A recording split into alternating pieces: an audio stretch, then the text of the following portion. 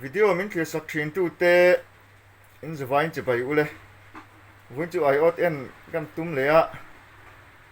atla nghe tao bằng phê chú có sẽ lâu và na làm bằng mi son thạc đâu hết cả tuma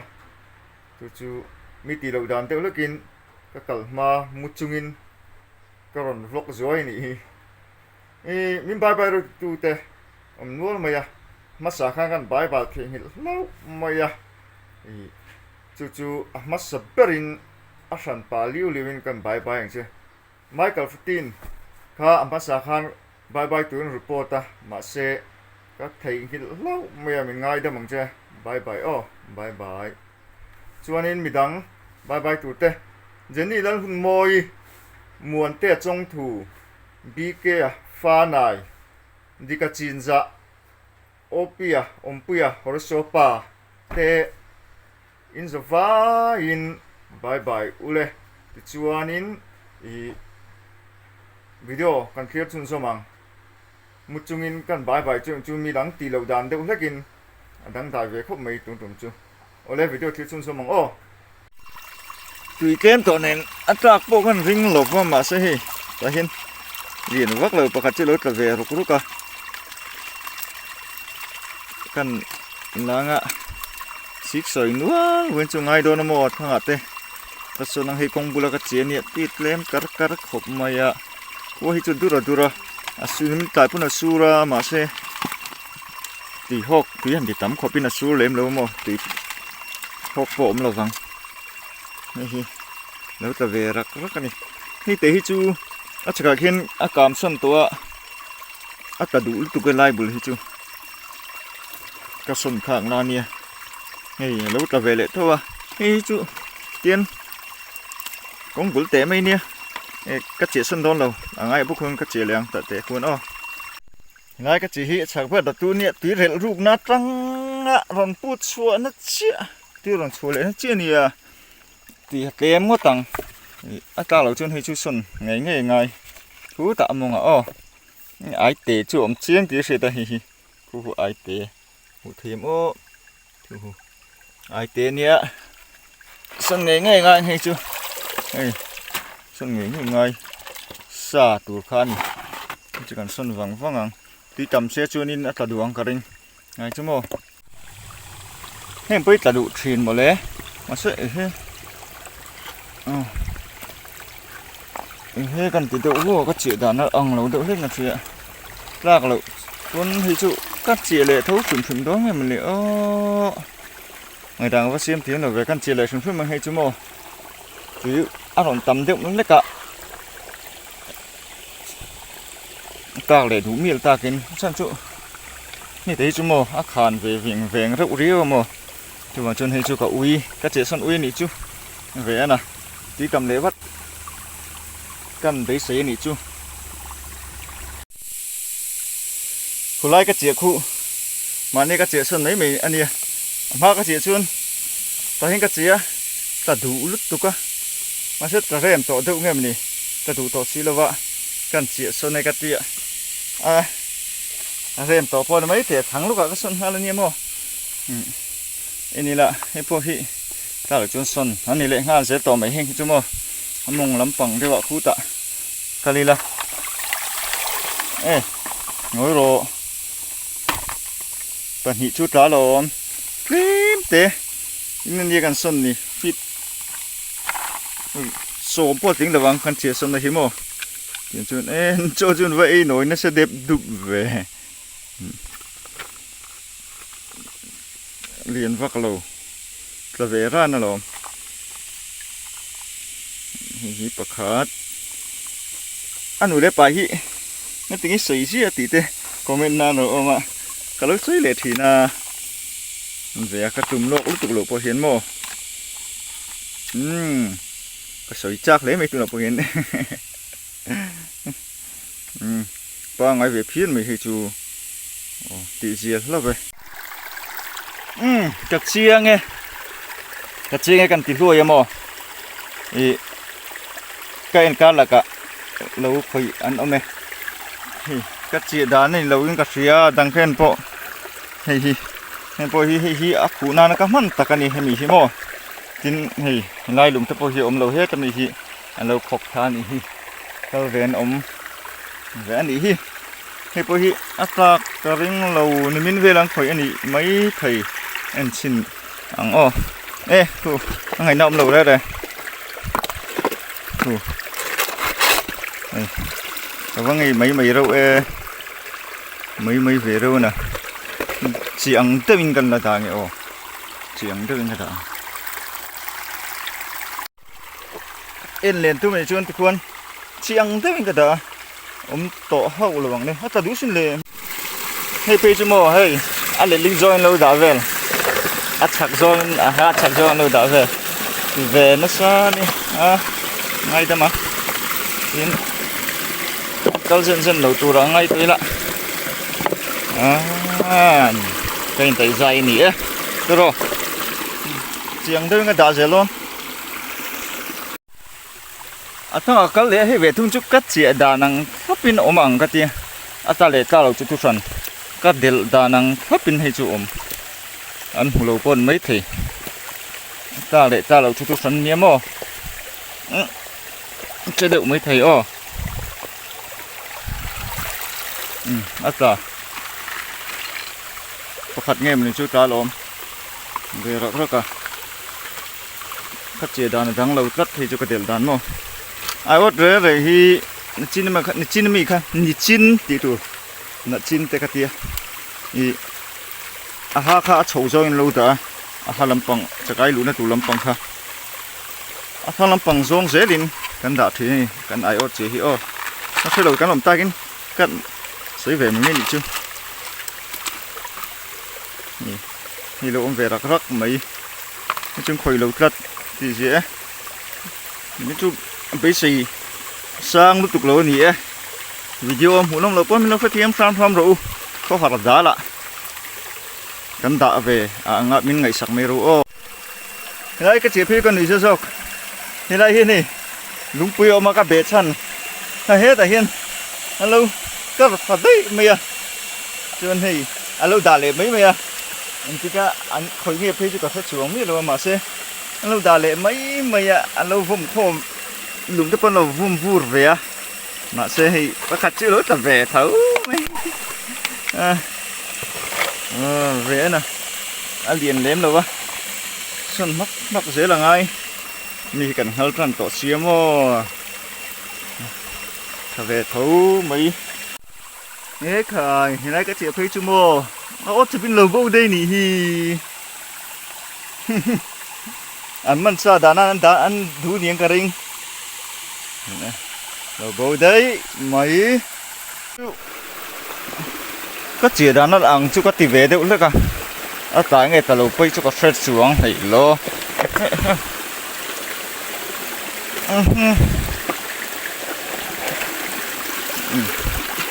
ta còn nghĩ nghiêm đi chút là khởi lâu chiang tu ra càng ai về rạc mấy lắm mò hay chưa là ha li lá và tí gì em anh khởi lâu chứ nào lâu tạc về rượu chứ khởi lâu hít tem em mình ta triệt liền tê đấy nền khởi lâu anh này mẳng lâu chốn bùi ta cái bây giờ rồi là đủ tối lúc tục lâu tê đấy nền nó sặc về nó sặc rất thui lâu chắc nó phát liền trở về hay chú liền trở tục đôi ngốt mày liền trở tục thì nó hẳn tí gì em về tôi khát lỗ mà không ăn là lên à hay chú liền là hẳn tí là hipo himo phải khá liền em mà he cái gì nè tí gì lâu về phải lâu chút nữa lâu tới mà sẽ tập đi mấy khối lâu tắm xí là va ốt thum ốt đục ốt quá con ạc phá to niang khối mồ ngày nào ôm lù hay anh để đón tiếng hay anh để đón tiếng hay bây chú mồ ôi ôm lù về ôi ôm lù hẳn tí lắm mồ nghe dìa ha hi chuộc với cái lồm ha cả cận nó mò chuộc với anh họ sầu với cái lò hi hi cỡ này mò thì ra các bạn nó anh đã lấy vào mò thầy nó trả thì chú phiệt chú cho này thật là nó không mò hết thật làm húa mấy mò chú lại cái tiệp vào cuốn nó khỏi thô khỏi chú mình về là gì cái này mà xây bạc chú lỗ tập hắn lẽ thâu ăn lỗ tiệp lẽ hết chú về khỏi chú nó khỏi thô này không bảo tí thuần đây lấy hà là cho chú đã tắm mấy chỉ là phim cứ mà thằng lắm ạ xuân nó cái đẩy xuống là vắng cái ring rồi chú vắng xuân thế này rồi cái chỉ lấy ngay đón thì cái xuân cái xuân ốt ngã các tổ cái khai hi ốt bục khai bục à chú ốt sôm bạc hạt anh tôi nia ốt sôm thì cái chia chú khỏi là anh làm gì chứ thì đầu hi ốt thì in là ngay nè và giống từ cần in rất tổ này thì vật tem tổ về áp tiền để đâu tất cả thì chúng khỏi cả đinh lầu đâu tất cả tem áp tiền thì cắt xía nhé mồ ô phần hít nó ta về rồi này thì gì đâu vậy mà xế mồ tắm nổ rối bụi xía rồi em mà bà kia bà hí xí em mà bà cũng tớ thằng mình qua chứ vì ba ngày mình đi chụp mình luôn peng đều hết cả mồ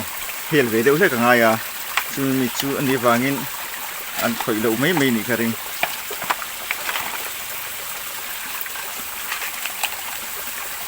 anh liền rất lâu có thật thế ta mình thì liền rốt pip ba ngày thế mày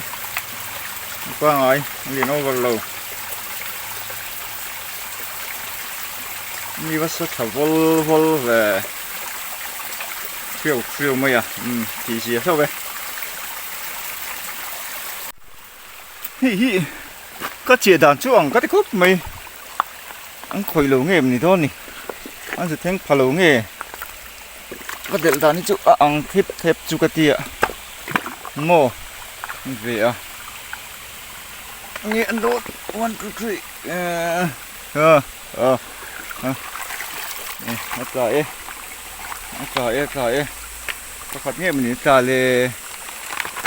em chiếng uẩn nên nỉ ô mi hít vì đúng về là ăn vạc tầm chân về tổ mò khua ăn pha vàng trầu về tổ bốc nền vì cả là hung trầu về tổ bốc nền ổn về viêu dẻo thôi mi hít cái tay sai về tổ mò thì cắt chuôn hát lụt về chứ mà có lụt ta ổn về viêu nè có khát này dính tục lầu để vóc lầu này khi chun khu xịt cái này hi xịt xịt cái chú tùy lúc mình cái này ăn thằng hà luôn mặc dễ lắm mà lịt đi rồi hi chú thằng lầu lịt bài hi chú thằng vác lém lầu à xịt cái chú ăn thằng hà dễ này xịt này hi chú ông về mới thích bao xịt này này lầu cái nồng hi kìa hi cả hai về đâu mấy tất thằng xịt lém lầu à xịt này hi chú mà sẽ lịt bài hi chú ít ốm lem lậu thì các anh sấy về để lúa mà ít chú thế về hiền lấy thắng lắm bằng ạ càng cá lăng ạ cá chỉ ạ hi ha hi chuột tiếng hi kiểu đấy hi po phụ lầu về máu của lầu kính chủ sĩ là cũng là thắng lắm bằng ạ ôm ta kinh máu ôm ta kinh thì triệt trả lời vin thì hiện cái đạo sĩ phát tăng thôi ta chỉ thật ngay ha không không chỉ bị lâu chuôn lâu ta lấy bộ để xe chuột vào lăng lấy thằng làm bằng các chị ăn khi chú các chị lái về chú cầm vóc là vâng mà rồi chú các chị lái về chú rồi tí lên sớm tung đồn nè nhưng khi đã rúi mấy tổ cái tập bí khát tính tạo bốc à em về chìm măng tại hiện bây cái đá việc đòn ít tiết thì chép vết gì à hiện cái trái pot té ý thằng làm bà chúng ta kinh lâu ngã tại hiện hùng ha cả hộp ba làm chùa lâu ông đó sẽ anh em lộ chú nắm mì nè em nào bố quan bật hình khởi chút tất cái gì ra nghe ô ê vắt thêm về mình cho sự nè một đây thì lộ chất để tụi con nó làm chua kia nè một đây thì lộ cái này là con bún tôm nhiềuนี่นะกันบุญนักกันเองนะแต่เฮียกันเจียจูเนี่ยกดตะเปียงเราเอามาเลยแค่นั้นฟินนะมีกดตะเปียงอันนี้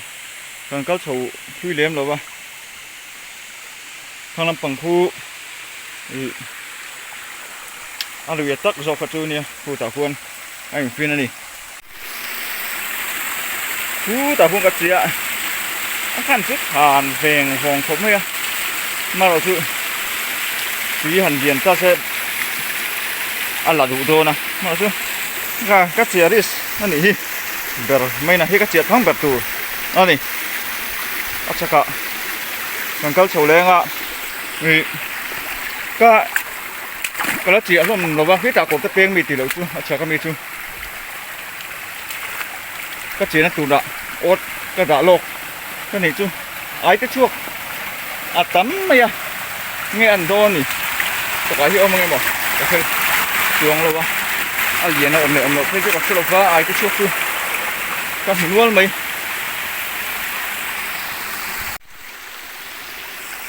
tại số cái gì lệ anh nè, tại hiện cột té, anh lộc chuột cả, tùy thế mà làm chuột cả, tại hiện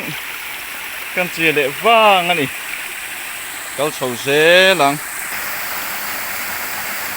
quý tầm đâu chuan cầu số hụt hụt phúc mày nói thế hi thốn po binh xe ngang thì nói về là huay đi về là hiền in tiền đằng khác ngày chuang đi về thằng về áp sát anh không về phúc mày ta hiền anh phúc mày mà xe tuy nó là càng gạo xia đang chiến từกันsống phúc xin này tuy nó là lão chúng hình khát chia lùi ta mò khản xia cái ổn tên này chuan à ta đón chiang xa xia mòก็เจียลุยแต่ทูนี่โอ้ตอนนี้ก็เจียเลยหันเจียเจ้าหนังขันแวะแม่ละขบไม่มั้งแต่ตัวอมไงบ่สักไอ้อมเลยอมเราอันนี้ไม่แวะน่ะดิเฮียนขันแวะเสียเลยก็ฉงเสียเลยสักไอ้อมไงบ่ก็เสียเราฟ้าเราแต่วิวโตไม่เทนี่ทุกคนจะกันเพื่อช่วงเรามันคู่ถึงพี่เราน่าลำบากที่เต็มโตเสียมั้ง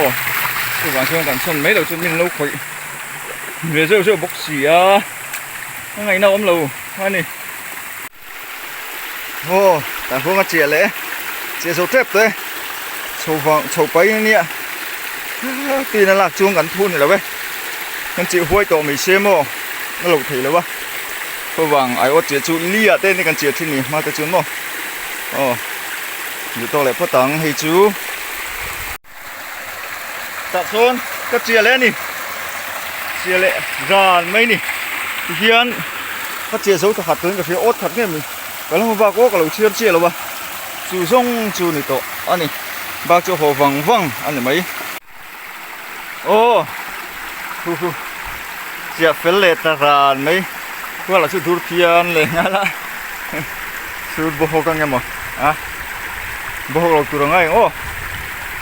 em lệ hu nó chắc cũng về đâu mà xem mình lúc khởi giảng thì chú hổm hốc mấy tháo lắm bằng các chúng khởi nghề mấy khá nia rồi là hiền mua lắm bằng nghe ăn đồ này in cả thằng ngã hay tầm lâu khóc mấy lâu khởi về khăng là tin nỉ tầm lâu tệ ráng nên mà xếp ba ngày hôm rồi khởi tay là chú sản thì mình chú nỉ về nghe ăn xóm chuông rất chú nỉ xóm chuông chú nỉ khu thôi về cắn thòn rồi về em lấy hôm nào chúng lú khỏi tổ lầu tù ra ngay ý là khỏi lễ chuan sorry vía và cần phun lễ mày ăn tiếng thi liền về rồi nhiều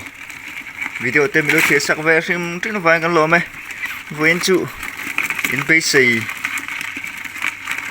in muốn nằm lẩu lệ ruột luôn nè các video tên muốn nằm lẩu trên tè này nè mình chia sẻ trên nó vàng in lom tắc mèo anh nhỉ